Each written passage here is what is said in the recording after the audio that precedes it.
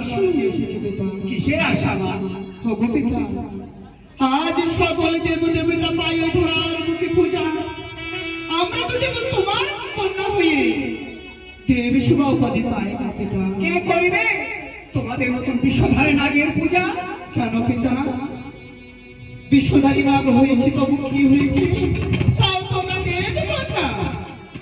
শত তুমি দেবকন্যা হলে আমি তো কাউকে পাচ্ছি না মা, যে তোমার চরণে সে দুটো পুষ্প দিবে। ওগো পিতা, তুমি না এ বিশ্বের পিতা, একটিবার তুমি ধ্যান জলে দেখতে পারো এই ধরার মুখে কি করবে আমার পুজো দরকার নেই মা, তোমাদের করেছি সে জুয়া পর্বতে বনবাস, সেখানে তোমরা থাকো। একটিবার ধ্যান জলে দেখো। বেশ, তবে ক্ষণক্ষণ বিলম্ব করো, আমি এখন দিচ্ছি।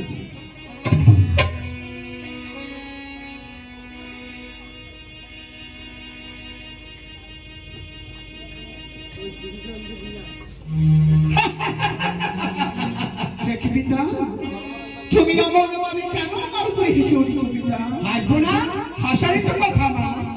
সে কি করবে তোমার পূজা? কিসে? তোমার পুজো দরকার নেই মা, তাহার সে করবে না কখনো তোমার পূজা।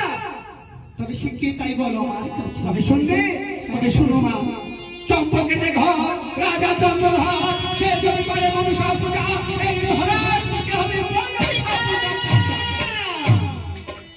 তুমি ওই চন্দ্রধারীর কথা মনে করিয়ে অনেক পুরনো কথা আমায় জাগিয়ে দিয়েছো মনে। ওই আগের জন্মে রাজা ছিল পশু সংগ্রামে, তাহার মধ্যে আমি কখনো ঘাত করেছিলাম, তাই ওই সাগরের জলে কামনা করে ডুবে মরেছিল। যে পৃথিবীতে জন্ম নেবে আমাদের বিশ্বধারী নাগে পূজা করবে না কখনো। তাই তো বলছি মা, সে ছাড়া তো তোমার পূজা ধরার বুকে প্রচারও হবে না, তাই সে পর্বতে ফিরে যাও মা। বেশ, চন্দ্রধার বিলাতি ধরার মুখে পূজা পরিচালনাই হবে। তোমার ওই একমাত্র প্রধান ভক্তকে দাও আমার হাতে তুলে। তুমি ভাবলে কি করে যে আমার পুত্র চন্দ্রধারকে তোমার হাতে আমি তুলে দেবো? তুমি যে রাগ, তুমি তাকে ছাড়বে না, তাই বলছি পুজো দরকার নেই মা, ফিরে যাও।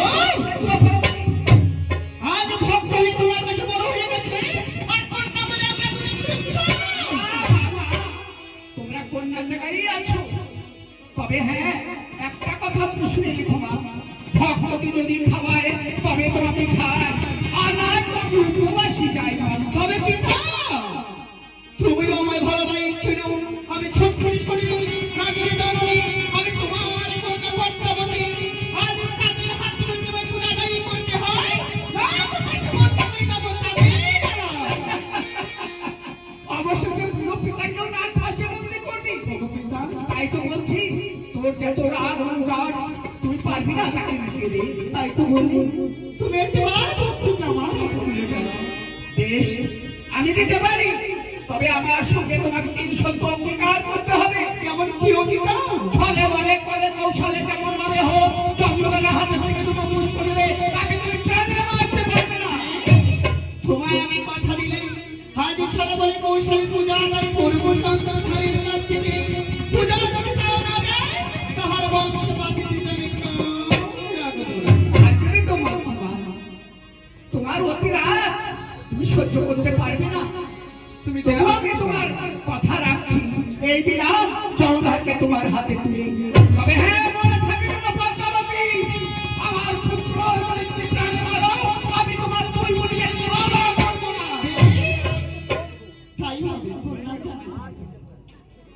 হবে দিদি, বল কি হয়েছে? পিতা কি শুনেছে? সব শুনেছে। আবার আমি সেটা বুঝে তার সাথে দিলে। তাই চলো। ওরে কথা চলে